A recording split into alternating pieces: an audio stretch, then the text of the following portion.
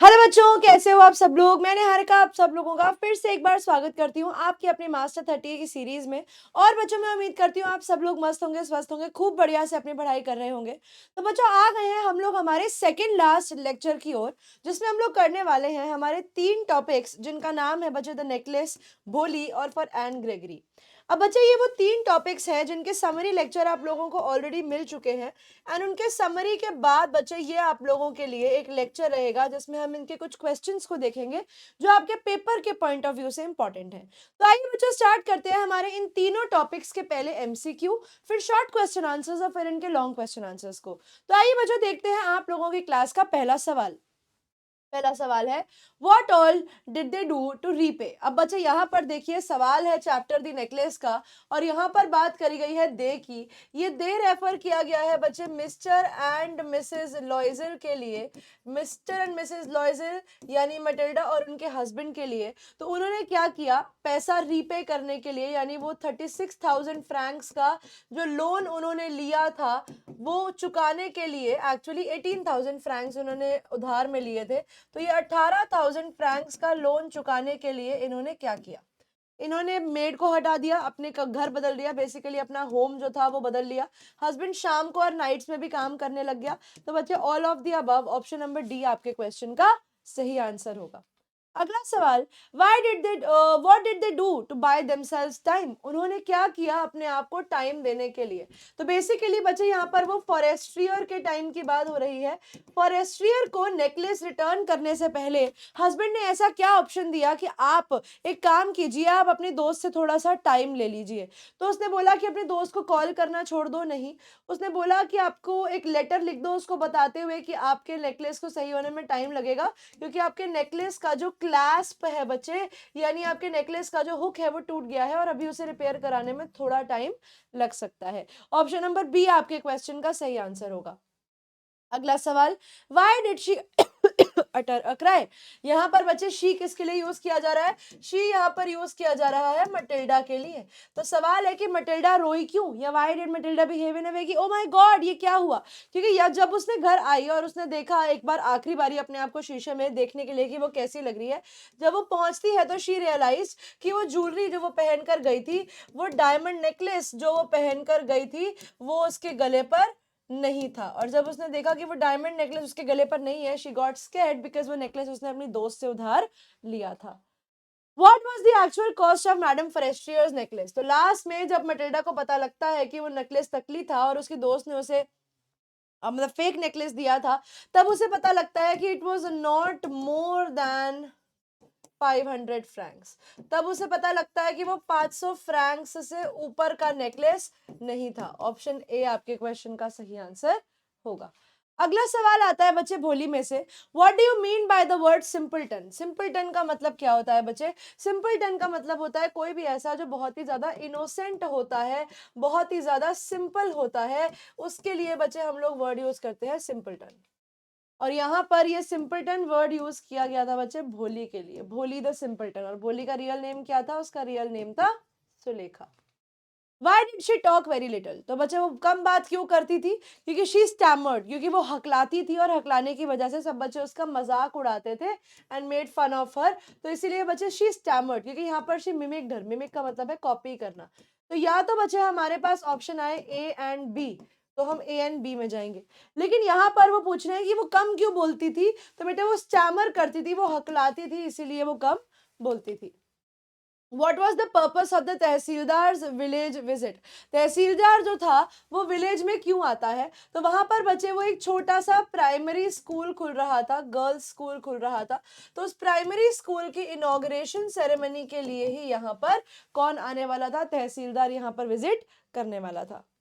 How did she leave the school on the first day. बोली पहले दिन school से कैसे निकलती है, तो वो बहुत ही सारी उम्मीद के साथ निकलती है, क्योंकि उसकी टीचर ने उसे अश्योर किया था ऑफ गुड फ्यूचर। ठीक है, assured of good future. Teacher ने बोला था कि अगर तुम मेहनत करती हो तो मैं तुम्हारा फ्यूचर सक्सेसफुल कराने में तुम्हारी पूरी हेल्प करूंगी। ऑप्शन नंबर बी आपके क्वेश्चन का सही जवाब होगा। अगला सवाल देखते हैं, who is the poet for Anne Gregory? तो बच्चे ऑप्शन है Carl Sandburg, William Butler Yeats, Caroline Wells या वॉल्ट विटमैन। तो बच्चे करेक्ट आंसर हमारे पास ऑप्शन नंबर बी है, विलियम बटलर यीट्स ने हमारी पोम लिखी है for Anne Gregory. Can who can love us for who we are and not for how we look? तो बच्चे ये जो शैलो थिंकिंग है ना कि आप कैसे दिखते हो उसके आधार पर आपको प्यार किया जाए, ये सिर्फ इंसान कर सकता है, ये सिर्फ ह्यूमंस कर सकते हैं। Only God will love you for who you are. तो बच्चे आपके हिसाब से ऑप्शन नंबर सी और पोएम के हिसाब से भी ऑप्शन नंबर सी आपके क्वेश्चन का सही आंसर होना चाहिए। अगला सवाल, what is the mood off the young man? यहाँ पर जो यंग मैन है वो कैसे फील करेंगे when they see the girl? तो ही सेज वो बहुत मिजरेबल फील करेगा when he will see the change in appearance. He says जब वो इंसान अपनी अपीयरेंस में बदलाव देखेगा, आपकी अपीयरेंस में बदलाव देखेगा तो उसे बड़ा ही बुरा फील होगा, क्योंकि उस इंसान ने तो आपसे प्यार इसीलिए किया था क्योंकि उसे आपके बाल अच्छे लगते थे, right? What does the girl want? लड़की को क्या चाहिए था? To be loved for herself, to be loved for her hair, to be loved for her appearance, and to be loved for her riches. Riches का मतलब है money. तो obviously हर इंसान को ये चाहिए कि इंसान उसको वैसा मिले या उसको इसलिए प्यार करे कि उसका नेचर अच्छा है, उसका दिल अच्छा है, not by the way the person looks. Okay, option number A आपके क्वेश्चन का सही जवाब होगा। अब आइए देखते हैं बच्चे शॉर्ट क्वेश्चन के फर्स्ट क्वेश्चन को। क्वेश्चन कहता है, the course of the Loisels' life changed due to the necklace. सवाल आता है कि जो हमारे लॉयजल्स थे उनकी जिंदगी उस नेकलेस की वजह से बिल्कुल बदल जाती है, एक्सप्लेन। तो बच्चे ये बात बिल्कुल सच है कि लॉयजल्स की जो जिंदगी है वो नेकलेस के खोने की वजह से बदल जाती है, क्योंकि जब नेकलेस खोता है उसके बाद लॉयजल्स जो थे अपना पैसा बचाने के लिए, क्योंकि उन्हें 18,000 फ्रैंक्स का लोन रीपे करना था, वो एक छोटे से घर में चले जाते हैं। मैडम लॉयजल ने सारा काम खुद करना शुरू कर दिया था, घर में से मेड नौकरानी हटा दी थी, सामान लेने वो खुद जाया करती थी, and she used to think of money. और यहाँ पर भी थिंक ऑफ सेविंग्स, और इधर भी वो सोचती थी कि कहाँ से पैसा बचाया जा सकता है जिसको हम लोग लोन रीपे करने में यूज कर सकते हैं। She haggled for the last so, यानी शी थॉट, और जब उसे आखिरी करेंसी या उसे आखिरी सिक्का या उसे आखिरी कॉइन खर्च करना होता था, आखिरी मनी खर्च करनी होती थी, तो वो सोचती थी, शी यूज्ड टू थिंक कि मैं क्या करूं, मैं इसे खर्च करूं या नहीं करूं। उसी के बाद उसने ऑर्डिनरी कपड़े पहनने भी शुरू कर दिए थे, ठीक है, वो काफी सिंपल लेडी बनकर घर में रहने लगी थी। उसके हस्बैंड ने पूरी पूरी शाम काम करना शुरू कर दिया था, अपना ऑफिस का काम करके आता था, उसके बाद एक्स्ट्रा काम करता था। 500 पेज के ऊपर उसने वो एक्स क्या कहते थे, जेरोक्स, उसने जेरोक्स करनी भी शुरू कर दी थी। Somehow they saved every so, हर तरीके से उन्होंने एक एक पाई पाई बचाकर वो पैसा जो था वो दे दिया। और इस तरीके से हम कह सकते हैं कि वो नेकलेस खोने के बाद उनकी जिंदगी जो थी वो अगले 10 सालों के लिए इसी हार्डशिप में, इसी परेशानी में बीत गई। ठीक है, समझ में आया? आई hope you guys have understood this question. अगला सवाल कहता है, how did they replace the necklace? तो देखो बच्चे, उनको पता था कि वो नेकलेस जो है उसकी रियल वैल्यू थी 36,000 फ्रैंक्स, और 36,000 फ्रैंक्स में से 18,000 फ्रैंक्स जो थे, 18,000 फ्रैंक्स जो थे वो हमारे हस्बैंड की सेविंग थी। ठीक है, हस्बैंड के फादर वो पैसा छोड़ के गए थे, तो वो हस्बैंड की सेविंग थी जो उसने अपनी वाइफ को के लिए लगा दी, और बाकी उन्होंने पैसा उधार लिया था।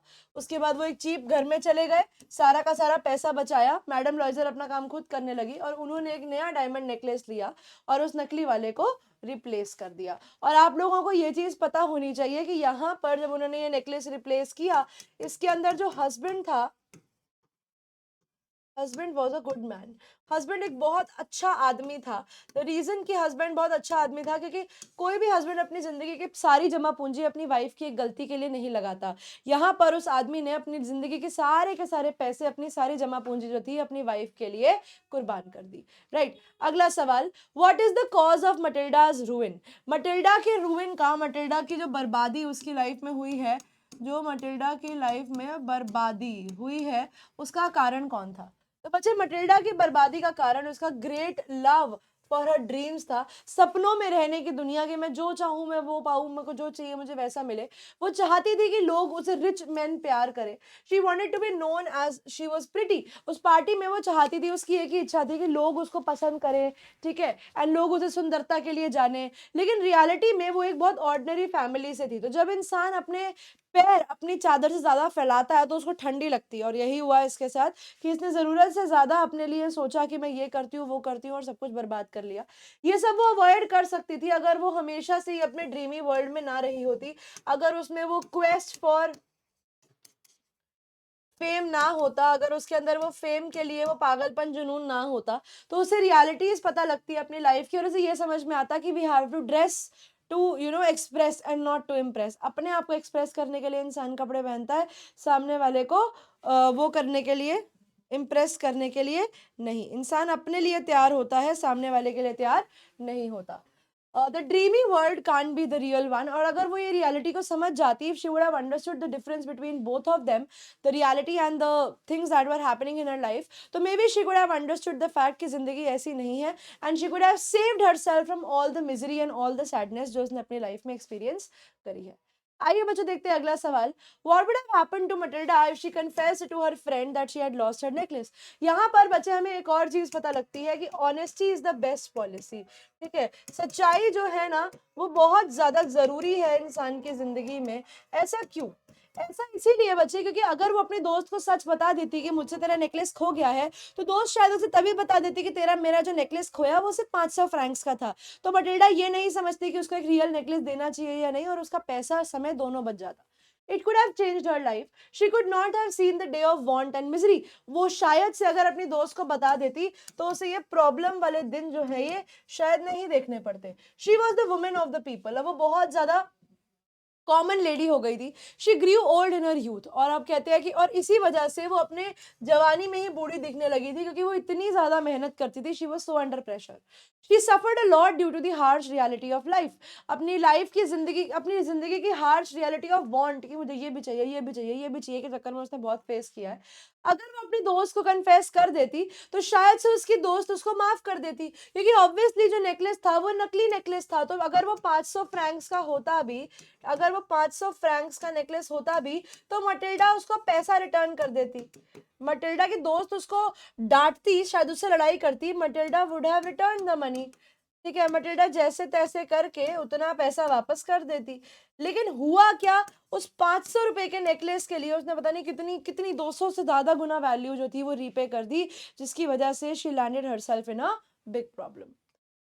अब सवाल आता है बच्चे, compare the kind of life Matilda aspired for and the kind of life she was forced to live.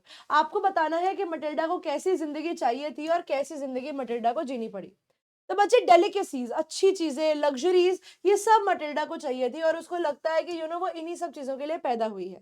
She यर्न्ड for the riches, उसको सिर्फ पैसा चाहिए था। She wanted money and a life of luxury, जहां पर एलिगेंट डिनर्स हो रहे हैं, सुंदर सुंदर खानों की प्लेट्स में आपको खाना दिया जा रहा है, एक्सक्विजिट फूड, आपको रेयर फूड दिया जा रहा है, एक्सपेंसिव खाना आप अपने घर के अंदर खा रहे हो, नौकर चाकर आपके आसपास है। ठीक है, आपके पास बहुत ही ग्रेट बड़ी बड़ी डिशेस के अंदर महंगे महंगे बर्तनों में आपको खाना दे रहे हैं। लेकिन मटिल्डा की रियल लाइफ कैसी थी? बड़ी ही ऑर्डिनरी और बड़ी ही मिडिल क्लास। ठीक है, इट वॉज हर फेट, ये उसकी किस्मत थी जिसने उसे धोखा दे दिया और उसे एक अच्छी जिंदगी नहीं दी। ठीक है, वो एक क्लर्क्स की फैमिली में पैदा हुई थी, और उसने शादी भी एक क्लर्क से ही करी थी, समझौता जिंदगी के साथ।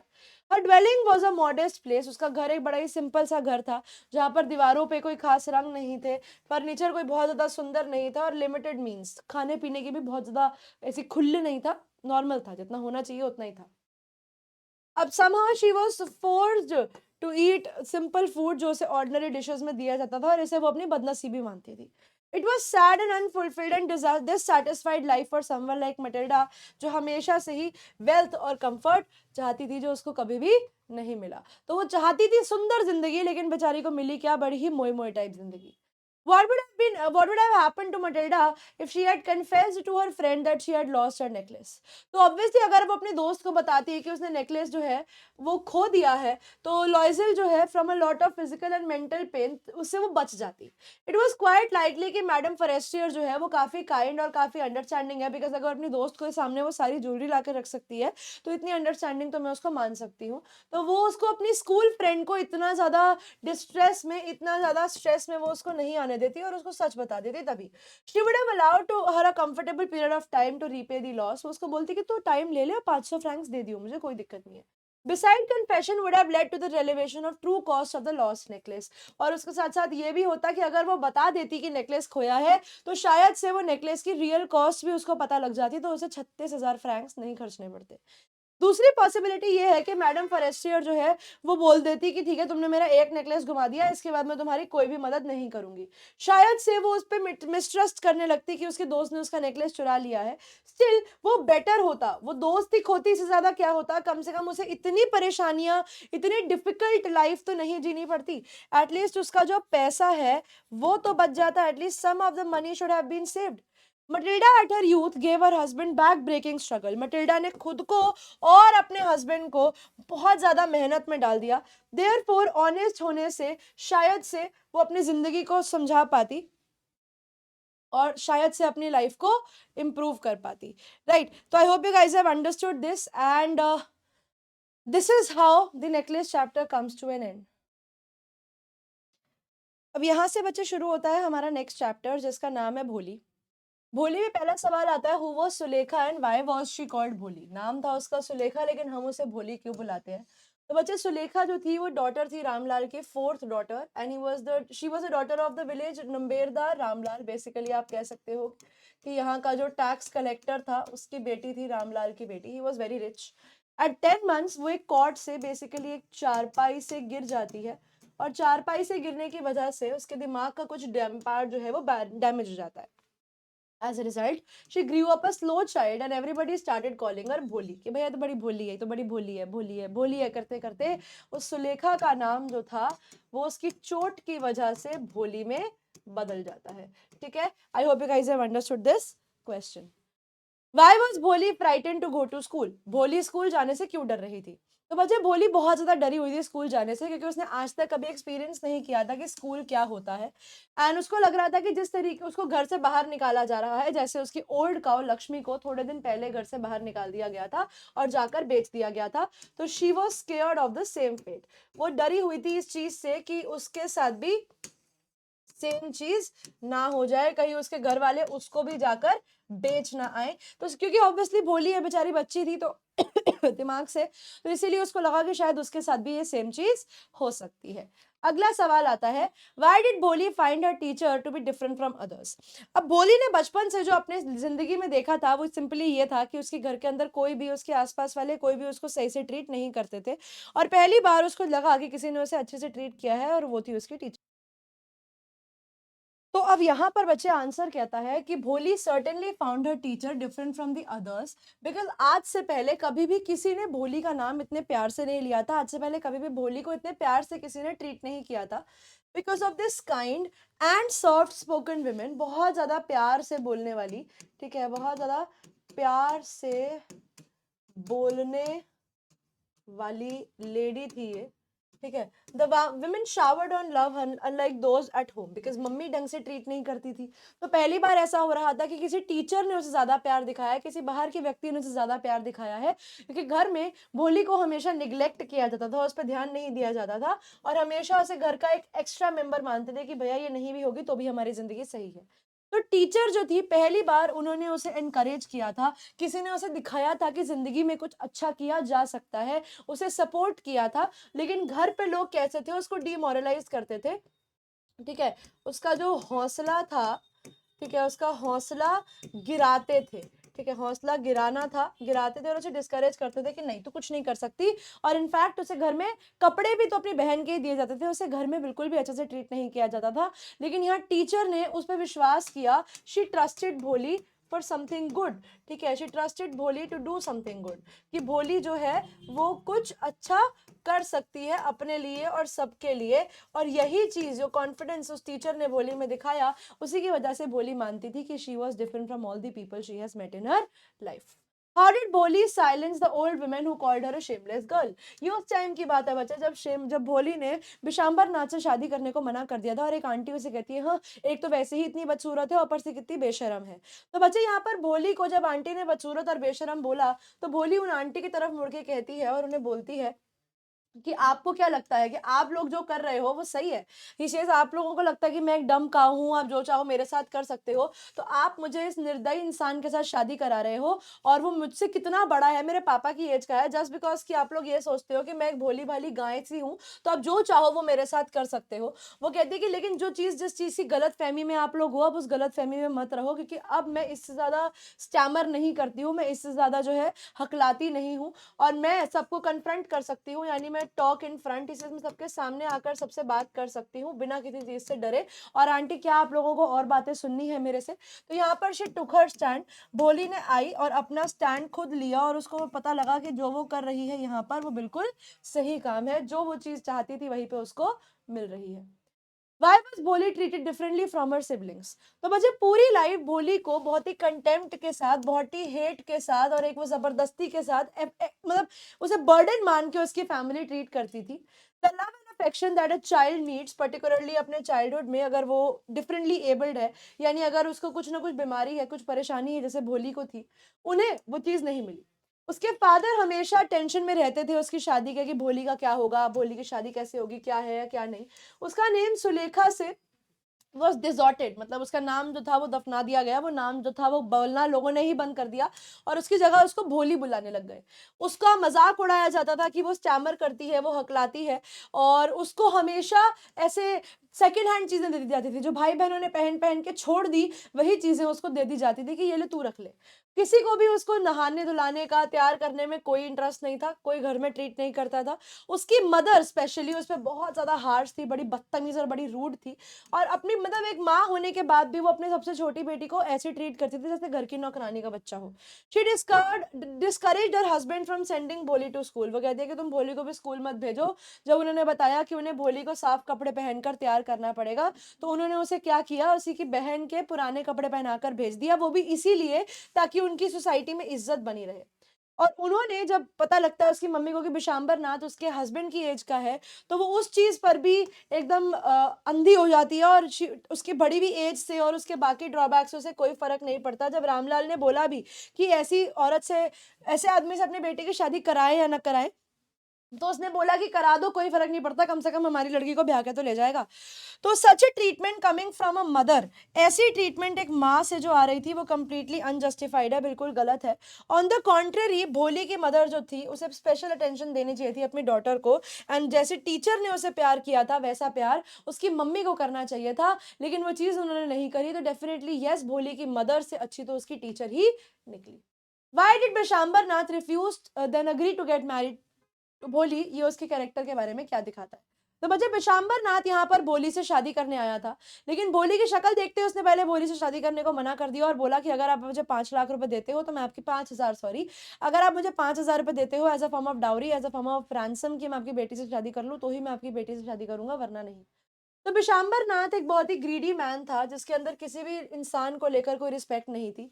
वो पावर ऑफ वेल्थ को यूज करता था एक लड़की को शादी करने के लिए, और देखो कि बिशाम्बर नाथ ऑलमोस्ट रामलाल जितनी एज का है, लेकिन वो उससे यंग लड़की से शादी करने को रेडी है।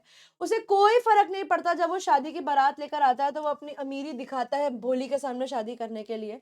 एक डेकोरेटेड हॉट, मतलब इतना अधेड़ उम्र का आदमी होने के बाद भी प्रॉपर यंग दूल्हे जैसे वो आया, बैंड वगैरह लेकर शादी करने आया। बड़ी पार्टी ऑफ फ्रेंड्स और बारात भी अच्छी खासी थी उसकी। लेकिन वो अपनी ग्रीड नहीं छुपाया इन सब चीज़ों के पीछे, जब क्योंकि जब भोली की शक्ल दिखाई गई तो उसने क्लियरली डाउरी मुँह पे ही माँग ली कि आप एक काम करो, अब मैं ऐसी लड़की से तो शादी करूँगा नहीं, इसका चेहरा देखो, आप मुझे 5,000 दे दो, मैं शादी कर लूँगा।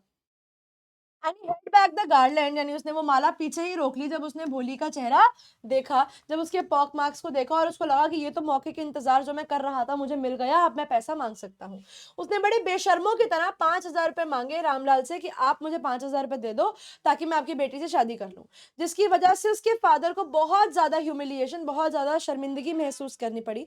बिशाम्बर ऑलमोस्ट 50 ईयर ओल्ड था और लिम्प था, लिम्प का मतलब है लंगड़ा कर चलता था, ठीक है। उसके बच्चे बिल्कुल भोली की एज के थे, लेकिन उसके बाद भी वो शादी कर रहा है और शादी करने के बाद दहेज मांग रहा है।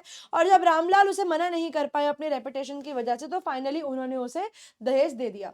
फाइनली जब बिशांबर को पैसा मिल जाता है तो वो कहता है कि मैं शादी करने को रेडी हूँ, और ये दिखाता है कि किस तरीके से ईवल जो है वो उसके दिलो दिमाग, उसके अंदर तक बसा हुआ था कि वो यहाँ पर भोली से शादी करने को तब रेडी होता है जब उसको पैसा मिल जाता है। और ये उसी कैरेक्टर के बारे में दिखाता है कि वो बड़ा ही गंदा, लालची, ग्रीडी और बदतमीज इंसान था, जिसे किसी के इमोशन से कोई लेना देना नहीं है। उसके लिए सबसे ज्यादा इंपॉर्टेंट चीज जो थी वो सिर्फ उसका पैसा थी।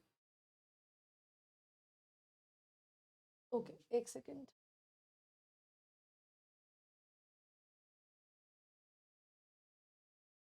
ओके ओके, सो हेयर बच्चों, what is one issue that we are kind of facing। तो यहाँ पर बच्चे हमारे पास एन ग्रेगरी की जगह पे वो डला हुआ है, what is the chapter, the book that save the earth. तो let me just correct the topic. तो यहाँ पर बच्चे फॉर एन ग्रेगरी नहीं डला है, एन ग्रेगरी आप लोगों को लास्ट लेक्चर में मिल जाएगा। यहाँ पर आपको the book that saved the earth मिल रहा है, ठीक है। So we have the book that saved the earth here, alright. तो the book that saved the earth. आइए देखते हैं उसके सवाल। एमसीक्यू एंड ग्रेगरी था, चलिए कोई नहीं, देखते हैं, we'll get them corrected in the next session then। चलिए, पहला सवाल है, where and in which department did the historian work and what does she tell us about the audience. तो बच्चे हिस्टोरियन जो थी हमारी चैप्टर में, वो curiosity, she worked in the department of curiosities of the good old far of 20th century, कि उस समय पे 20वीं सदी में दुनिया में क्या होता था, और उनका जो सेंटर था वो था म्यूजियम ऑफ एंशिएंट हिस्ट्री। और वहाँ की ऑडियंस को वो ये बताती है कि 20th सेंचुरी जो थी उसे एरा ऑफ बुक्स कहा जाता था, बिकॉज उस समय पे हमारे पास किताबें होती थी। और साथ ही साथ वो ये बताती हैं कि मदर गूज नाम की एक हमारी छोटे बच्चों की पोएट्री की बुक होती थी, मदर गूज सेव्ड द अर्थ। और मदर गूज ने क्या किया था, उसने धरती को मार्शियन इन्वेजन से, मार्स के इन्वेड होने से बचा लिया था। How do we know that Noodle is very humble and wise. तो बच्चा हमें ये पता लगता है कि नूडल बहुत हम्बल, बहुत ही शांत और बहुत ही समझदार था, क्योंकि वो हमेशा थिंक टैंक को अच्छे मूड में रखता था, ठीक है, हमेशा उसके मूड को अच्छा बनाकर रखता था। वेनेवर ही फील्स कि उसका बॉस गलत है, वो उसे एक करेक्टिव हिंट दे दिया करता था, डायरेक्टली उसको टोकता नहीं था, लेकिन उसे एक हिंट दे दिया करता था, ये बोलकर कि सर मुझे ऐसा लगता है कि आपको ऐसी बात मान लेनी चाहिए, इन सच अ मैनर कि वो उस पूरे नए आइडिया का क्रेडिट जो है वो उसके बॉस ले ले, लेकिन उसको वो क्रेडिट नहीं चाहिए होता था, ठीक है। वो अपनी नौकरी बचाने के लिए ऐसी हरकत करता था कि चल ठीक है दे देते हैं क्रेडिट, कोई फर्क नहीं पड़ता, let him do what he wants to. और इस तरीके से थिंक टैंक जो था वो बहुत ही इंटेलिजेंट, सॉरी थिंक टैंक नहीं, नूडल जो था वो बहुत ही इंटेलिजेंट और बहुत ही क्लेवर था, ठीक है। उसे समझ में आता था कि कहाँ पर क्या करना चाहिए। What orders did Think Tank give to Noodle and his probe crew when he concludes that Earthlings are after him? तो Think Tank को जब मदर गूज पढ़ के, हमटी डमटी पढ़ के पता लगता है कि जो Earthlings हैं वो उसके पीछे पड़े हुए हैं, तो वो अपने क्रू को, जो धरती पर आए थे, आयोटा, ऊप और कौन था, Iota, Oop, and there was one more, याद नहीं आ रहा, I remember and I let you no.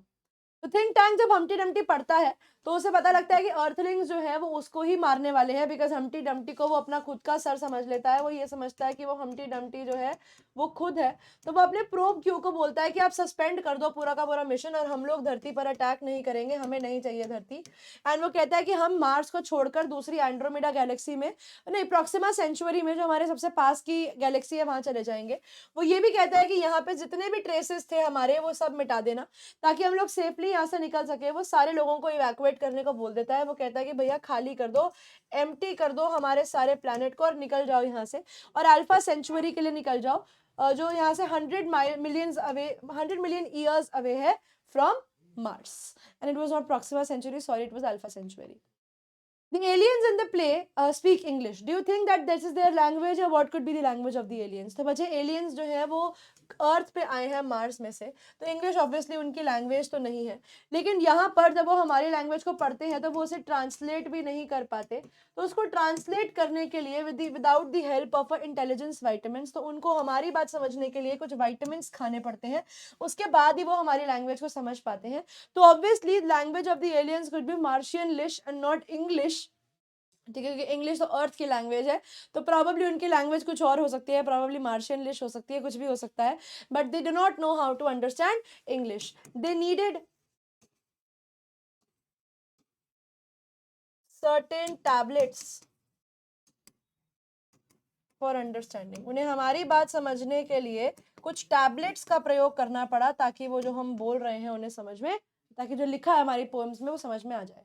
In what ways think tank misinterpret innocent nursery rhymes to threat of the Martians? तो think tank अपने आप को कुछ ज्यादा ही समझदार समझता था, जिसकी वजह से उसने हमारी नर्सरी राइम्स को जब ट्रांसक्राइब किया यानी ट्रांसलेट किया अपने लिए, तो पहली पोम जिसका नाम था मिस्ट्रेस मैरी को वो कहता है कि यार ये इंडिया वाले तो सॉरी धरती वाले तो साइंस में इतने एडवांस हो गए हैं कि ये लोग मेटल को जमीन के नीचे से उगा रहे हैं। अर्थलिंग्स जो है अब अपने फील्ड में एग्रीकल्चर के साथ साथ माइनिंग को कंबाइन करके कॉकल शेल्स जैसी बड़े बड़े रेयर मटेरियल्स को उगा रहे हैं। और वो ये भी कहता है कि अब वो लोग धीरे धीरे बड़े बड़े हाई एक्सप्लोसिव्स उगाने लगेंगे और रेयर मेटल्स जैसे सिल्वर और कॉकल शेल भी प्लांट्स के फॉर्म में हमारे धरती पर निकलने लगेंगे। तो यहाँ पर हम लोग बहुत आगे बढ़ चुके हैं एंड दिस शोज कि उन्हें हमसे बच के रहना पड़ेगा। दूसरी राइम थी है डिडल डिडल। यहाँ पर वो एक एविडेंस था of high level of civilization, basically जिसका मतलब ये था कि यहाँ के जो प्राणी हैं, जो एनिमल्स हैं, वो बहुत आगे बढ़ चुके हैं कि गाय जो है वो मून तक भागकर आ सकती है। ठीक है, ये उन्हें हमारे एनिमल्स को हमने म्यूजिकल कल्चर सिखा दिया है। ठीक है, हमने उन्हें स्पेस टेक्निक सिखा दिया, हमने गाय को उड़ना सिखा दिया और गाय जो है वो उड़कर मार्स तक भी आ सकती है। हमारे यहाँ डॉग्स जो है वो हंसते हैं। ठीक है, वो कहते हैं कि जो डॉग्स हैं उनमें एक सेंस ऑफ ह्यूमर है, वो लाफ करते हैं किसी न किसी जोक पर। और यहाँ पर उन्होंने जो है इंटरप्लानेटरी अटैक काउस का हो सकता है। उसी के साथ वो ये भी कहते हैं कि जो यानी डिशेज हैं यहाँ पर, यानी हमारी जो प्लेट्स हैं, डिशेज रैन विद स्पून, कि हमारे जो डिशेज और प्लेट्स हैं वो भी स्पून के साथ भाग गई हैं, यानी हमारी नॉन लिविंग थिंग्स में भी जान आ गई है। और जब उन्होंने फाइनल राइम पढ़ी हम्टी डम्टी, तो उसके बाद तो वो बिल्कुल ही अलार्म हो जाते हैं, क्योंकि हम्टी डम्टी की शक्ल जो थी वो बिल्कुल थिंक टैंक जैसी थी। और पोम ये लिखी गई थी कि Humpty Dumpty sat on a wall, Humpty Dumpty had a great fall, कि हम्टी डम्टी बैठा और हम्टी डम्टी गिर गया, उसके बाद तुम कितनी भी आर्मी ले आओ हम्टी डम्टी को तुम नहीं उठा पाओगे। तो वो ये बिलीव करता है कि अर्थलिंग्स ने इनडायरेक्टली उसको देख लिया है और अब वो उसके फॉल का, उसे कैप्चर करने का एंड हिज फॉल की प्लानिंग कर रहे हैं, अब उसको गिराने की प्लानिंग कर रहे हैं। तो मार्स सेंट्रल कंट्रोल जो था उन्होंने बोला कि भैया तुम एक काम करो, हमारी जो इन्वेजन है उसको रोक दो, हम नहीं चाहते कि हमारा डाउनफॉल हो, तो इसीलिए अब हम ये प्लानेट ही छोड़ के, देश क्या, हम तो ये प्लानेट ही छोड़ के यहाँ से जा रहे हैं। और ये बोलकर हमारे थिंक टैंक भैया जो है वो यहाँ से निकल जाते हैं। Who according to you is responsible for the failure of Martian venture in 2040? आपको क्या लगता है कि 2040 में स्टोरी के अनुसार कि जो अटैक होने वाला था हमारे ऊपर वो कैंसिल हो गया? तो बच्चे Martian mission ended in a failure, क्योंकि जो थिंक टैंक था उसकी फॉलीज की वजह से, उसकी मिस्टेक्स की वजह से हमारा जो ये मिशन था ये फेल हो जाता है। उसने बड़े ही टायरेनिकली, बड़े ही आप कह सकते हो कि डोमिनेंटली रूल किया कि भैया जो हूँ मैं हूँ, मेरे अलावा कुछ नहीं। उसने किसी की सुनी नहीं। And only wise creature around him was his apprentice noodle, उसका काम करने वाला नूडल। उसने ही उसे सजेशन दिए कि भैया आप जो कर रहे हो उसमें ध्यान लगाओ, दिमाग लगाओ, ताकि वो अपने कमांडर को बस अनॉय ना कर दे। उस चक्कर में वो भी उसे पूरी एडवाइस नहीं दे पाया। In addition Martian mission fail हो जाता है क्योंकि थिंक टैंक अंडर एस्टिमेट कर लेता है the potential of creatures of earth. उसे लगता है कि यार धरती वाले तो बड़े मजबूत हैं, बड़े ताकतवर हैं और मैंने शायद उनकी पावर को गलत ले लिया है। ही प्रिज्यूम्ड कि एक बहुत एक्सट्रीमली इजी टास्क होगा कि धरती जैसी एक ओल्ड बॉल ऑफ मड को कैप्चर करना।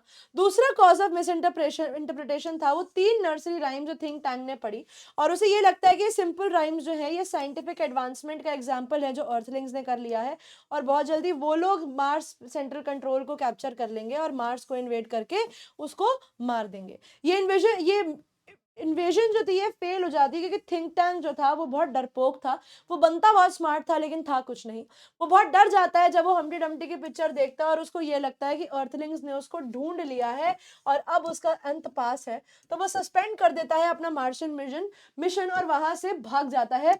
ही रैन अवे, दिखाते हुए कि वो कितना बड़ा कावर्ड था। और इसी के साथ बच्चे हमारा ये टॉपिक हो जाता है यहीं पे खत्म। So I hope you guys have understood everything. Now the homework for all of you is just to revise everything. ठीक है, रिवाइज एवरीथिंग। और इसके बाद भी बच्चे अगर आप लोगों को कोई डाउट है तो आप लोग मुझसे पूछ सकते हैं। अगला जो आखिरी लेक्चर होने वाला है बच्चे, उसके अंदर आप लोगों को बुक दैट सेव्ड द अर्थ के एमसीक्यू और एन ग्रेगरी के क्वेश्चंस मिल जाएंगे। ये कुछ ग्लिच था तो बिकॉज ऑफ विच मैंने जैसा था वैसा करा दिया है आप लोगों को, बिकॉज ऑब्वियसली कुछ मिस नहीं होना चाहिए क्लास के लिए। अब इसी के साथ बच्चे मैं निहारिका आप लोगों को मिलूंगी आपकी आखिरी और अगली क्लास में। तब तक के लिए बच्चों पढ़ते रहिए, आगे बढ़ते रहिए। Good bye everyone, have a nice day.